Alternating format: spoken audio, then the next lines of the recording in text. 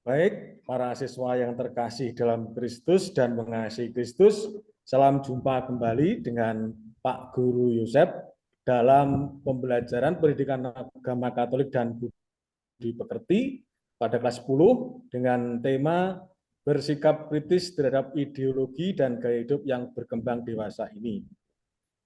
Kita lihat tujuan dari pembelajaran kita kali ini, peserta didik mampu memahami ajaran Katolik tentang sikap kritis dan bertanggung jawab terhadap pengaruh ideologi dan gaya hidup yang berkembang dan mampu bersyukur kepada Allah atas kemampuan bersikap kritis terhadap ideologi dan gaya hidup yang berkembang.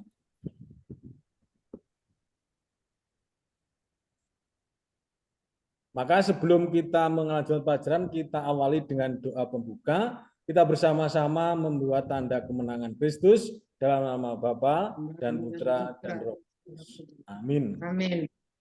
Kemudian, para siswa yang terkasih, ada beberapa pertanyaan. Silakan dijawab nanti bila bisa.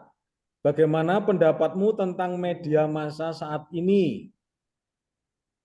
Selanjutnya, apa harapanmu terhadap media massa saat ini dan apa yang akan kamu lakukan terhadap media massa yang telah beredar saat ini? Silakan bila ada yang bisa menjawab dari siswa. Apa atau tentang media massa ini? Saya Pak, Ya, Mas Andre. pendapatmu tentang media massa saat ini itu sangat banyak, sangat beragam. Oke. Jadi orang bisa memilih mana yang disukai. Ya, ya. Terus harapanmu kira-kira apa atau untuk media massa saat ini yang banyak tadi? Memberi pencerahan untuk masa depan. Pencerahan, ya. Yang lain? Saya Pak, Ya, Intan. sangat menggiurkan. Wah, sangat menyukan. Ya, Ya. tetapi kadangkala sangat menyedihkan. Karena Karena kadangkala media massa yang dibawakan ke hal-hal yang positif, ya memang sangat bagus. Tetapi kalau ke hal-hal yang negatif itu sangat menyedihkan. oke, ya terima kasih pendapat Adri dan Intan tadi. Kita lanjutkan, kita melihat bermacam-macam media massa, ada media cetak, media elektronik, ya, dan berbagai media yang ada. Dan saya yakin bahwa kalian justru lebih pintar dari saya dalam mengoperasikan berbagai macam media massa ini, ya. Sekarang banyak jenis-jenis aplikasi, ya, Facebook, IG, ya, dan lain sebagainya yang bisa membawa kalian lebih pandai, lebih paham mengenai dunia di luar sana. Dan media massa merupakan faktor penting dalam pemenuhan kebutuhan informasi bagi kita. Selanjutnya kita lihat pengaruh media massa, pengaruh negatif dan pengaruh positif. Pengaruh negatif ini yang pertama membangun kerajaan dan kekuasaan yang sangat kuat, ya. Kemudian munculnya semangat konsumerisme, materialisme dan hedonisme. Persepsi yang salah tentang kesejahteraan, jadwal hidup dan kerja menjadi tidak teratur, dan arus urbanisasi yang disebabkan oleh tayangan glamor tentang kehidupan kota. Kita juga melihat banyak sekarang media massa itu berpengaruh pada gaya hidup kita, konsumerisme, materialisme, dan hedonisme. Ya, banyak temanmu ya kalau nggak diberikan motor baru nggak mau sekolah. Ya. Jadwal hidupnya menjadi tidak teratur. Ya. Kemudian muncul kesenjangan di antara kalian. Jadi artinya bahwa media massa ini mempengaruhi gaya hidup kita. Kemudian pengaruh positifnya, yang pertama mendekatkan manusia satu dengan yang lain, terlibat pada peristiwa di belahan bumi yang lain, dan menyajikan mutu dan pola pemberitaan yang semakin menarik. Selanjutnya menyalinkan gambar dan suara yang lebih canggih. Ini gambar, silakan. Nah, ini yang saya tunjukkan, ini gambar ketika kita masih tahun 80, 70 atau 80 awal ini ya. kita nonton TV1 bersama-sama dengan teman-teman. Ya, ini mungkin kalian sudah tidak mengalami, ini yang Pak Guru ini masih mengalami. Ngintip TV di tetangganya karena di rumah tidak punya TV. Ya. Ya. Dulu filmnya Satria Baja Hitam. Ya. Selanjutnya, kita membiasakan bersikap kritis terhadap berbagai media massa atau gaya hidup. Ya. Yang pertama dari keluarga, ini keluarga. Ya, bapaknya mengajarkan kebaikan untuk mengolah informasi sejak anak di usia dini.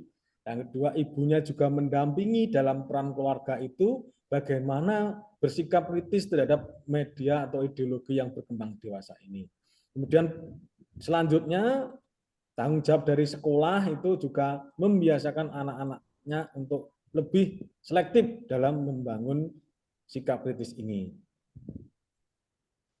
Nah, membina sikap kritis. Yang pertama, banyak membaca buku tentang media. Ya, ini bisa di-skip karena sekarang buku mulai ditinggalkan ya karena banyak lebih enak membaca lewat handphone ya ataupun komputer ya. Kedua, mengikuti pelatihan dan pendidikan media ini ya seperti kalian nanti bisa bergabung dalam ekstra jurnalistik atau bagaimana sehingga kalian mulai meningkatkan diri dalam pendidikan tentang media yang ada. Kemudian melatih diri untuk melihat dan mendengar tayangan berbagai media dengan sikap kritis. Bertanya dan belajar banyak dari orang-orang yang tahu dan berpengalaman terhadap media.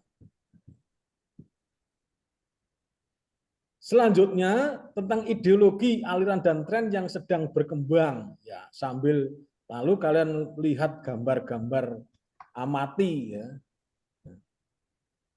Kritis terhadap tren yang sedang berkembang. Ya, ini model ya pakai apa ini namanya baju Tank top.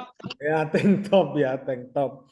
Kemudian anak laki-lakinya pakai berdandan seperti anak-anak pang ya. Telinganya dilubangi, kemudian rambutnya dibuat jambul, ya, seperti burung kakak tua, ya. Kemudian ada pergaulan bebas, ya. Ya ini semakin tren dulu ini giginya dikasih apa namanya? Behel. Behel, ya, di behel. Ya. Merupakan tren. Kalau tidak pakai behel katanya kurang sip. Ya. Kemudian film atau gaya musik ya ini crackdown kapitalisme komunisme ini aliran-aliran yang berkembang. Kalian pasti lebih paham ya tentang aliran-aliran yang ada di sekitar kita. Ya, sekarang gaya hidup anak-anak itu lebih banyak enaknya ya tidak mau susah. Dulu Pak Guru, Bu Guru itu kalau mau apa namanya masak harus cari kayu bakar ya. Membantu ibunya atau ayahnya bekerja di sawah. Ya, sekarang tangan kalian tuh halus-halus ya, kakinya halus-halus karena tidak pernah pergi ke sawah. Ya. Selanjutnya pengertian ideologi. Ideologi adalah keseluruhan pemikiran, cita rasa dan segala upaya dalam memandang sesama dan dunia.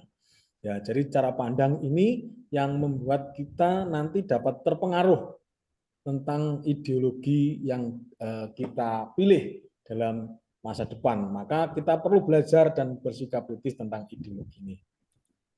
Macam-macam ideologi. Ada ideologi nasionalisme, marxisme, komunisme, teokrasi, dan neoliberalisme. Nah, penjelasannya, nasionalisme semacam etnosentris atau pandangan yang berpusat pada bangsa sendiri. Kemudian nasionalisme negatif mengagung-agungkan bangsa sendiri dan meremehkan bangsa lain. Right or wrong, my country. Yang benar tetap saya, bangsa saya, yang lain salah.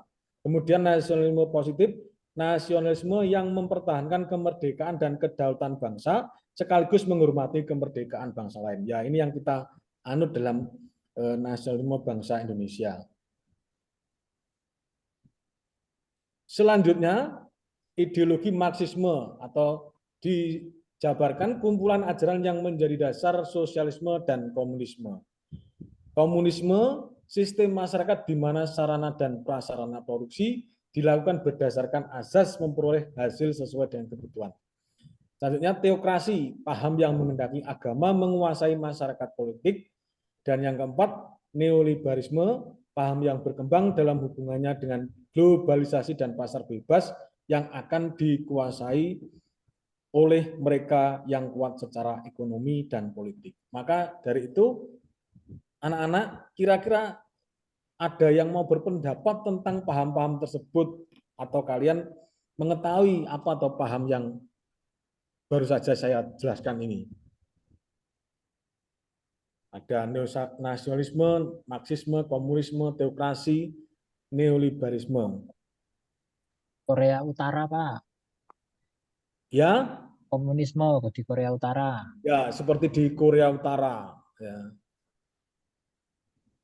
Paham teokrasi? Teokrasi. Ini seperti di Jazirah Arab mungkin ya, Pak ya. Ya, di Jazirah Arab ya. Di tanah Arab itu banyak yang berpaham teokrasi. Ya, ini mungkin bisa kalian tambahkan ada kalau di negara itu paham Indonesia itu paham apa ya kira-kira? Nasionalisme. Demokrasi. Salah ya? Di Indonesia berpaham apa kira-kira? Nasionalisme. Nasionalisme. Paham nasionalisme. Yang berdasarkan Pancasila sebagai negara ya. Kalian paham, kalian juga harus hafal tentang Pancasila ya. Sila-sila yang terdapat dalam Pancasila. Jangan sampai nanti ditanya sila pertama bunyinya apa, enggak tahu dan lain sebagainya. Ya. Kemudian tren dan isu yang aktual dan relevan untuk ditanggapi secara kritis. Ya. Ini adalah yang pertama, tantangan budaya materialistis dan hedonistis. Ya. Kira-kira ada yang mau pendapat tentang materialistis dan hedonistis ini? Ini materialistis ini mengagung-agungkan apa kira-kira? Uang. Uang, Harta. harta, benda yang mewah, ya, benda yang mewah.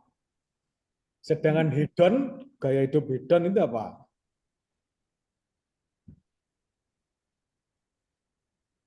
Berorientasi kesenangan duniawi.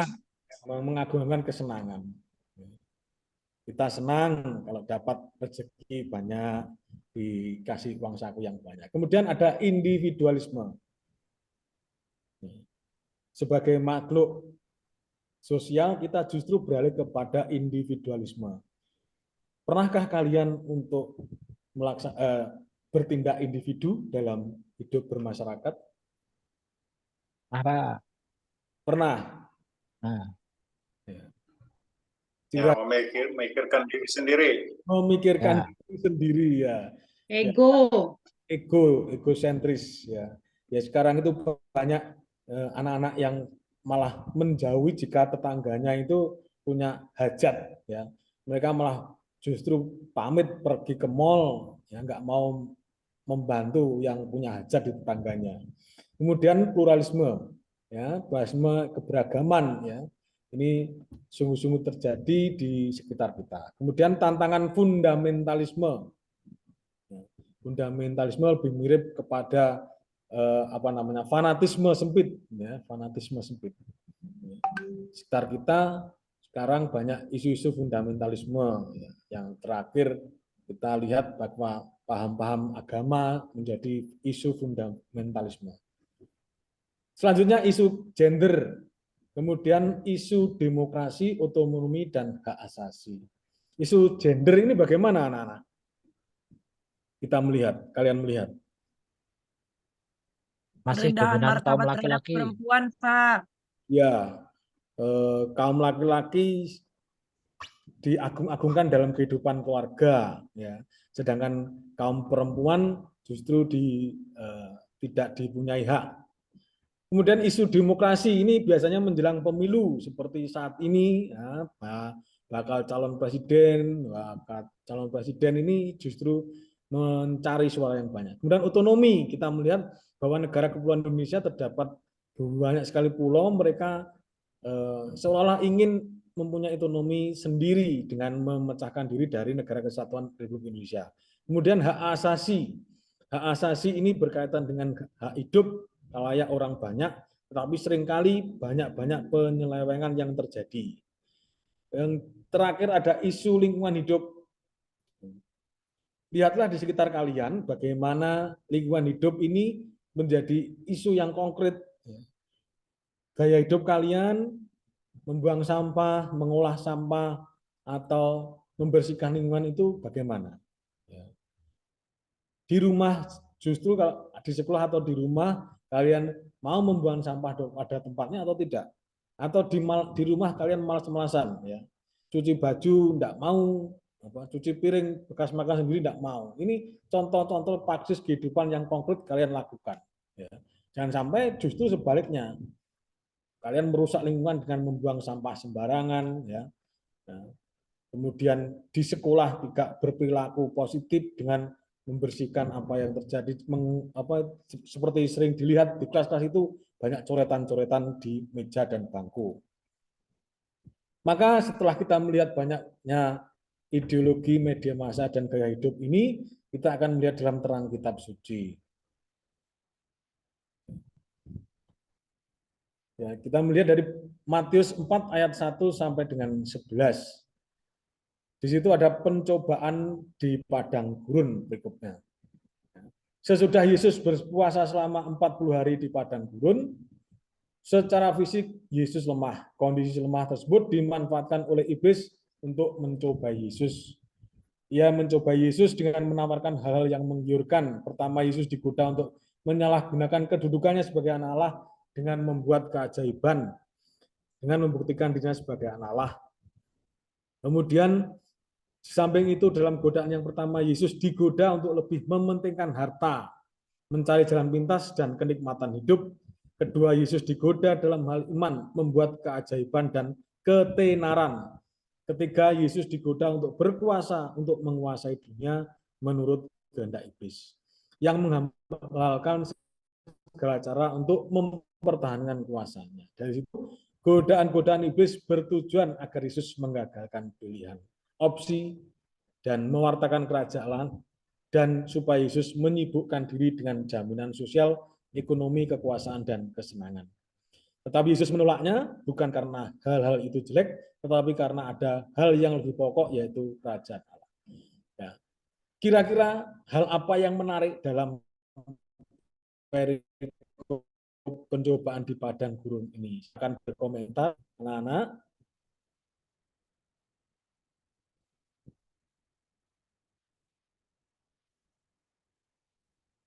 Apakah kalian sering mencari jalan pintas untuk menikmati hidup kalian? Misalnya, jalan pintas itu ya membuat kerpean, contekan ketika ujian. Ya. Terus jika kemarin itu ada namanya ujian daring pakai HP, HP-nya dari rumah itu ada 3. Yang satu dibawa dikumpulkan di meja guru, yang 2 ditaruh di kolong meja, yang ketiga untuk mengerjakan soal. Jadi gurunya tetap ditipu terus. Ya, ini.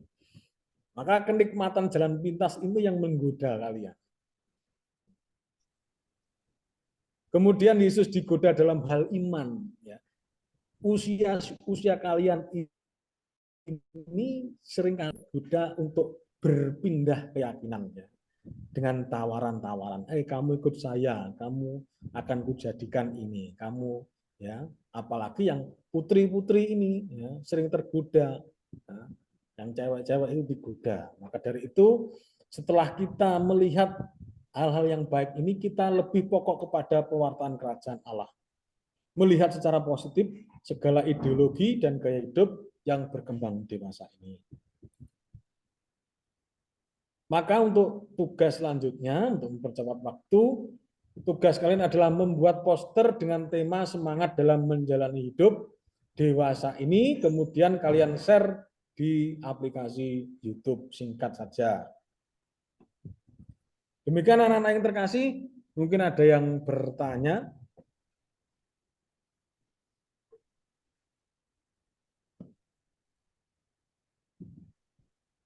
Cukup, Pak. Ya, Les. ya, Adri. Sudah cukup ya? Ya, mari Pak. sudah cukup. Anak-anak yang terkasih, kita akhiri pertemuan kita dengan berdoa. Salah satu mohon memimpin doa. Anton, pimpin doa Anton. Oh ya, baik.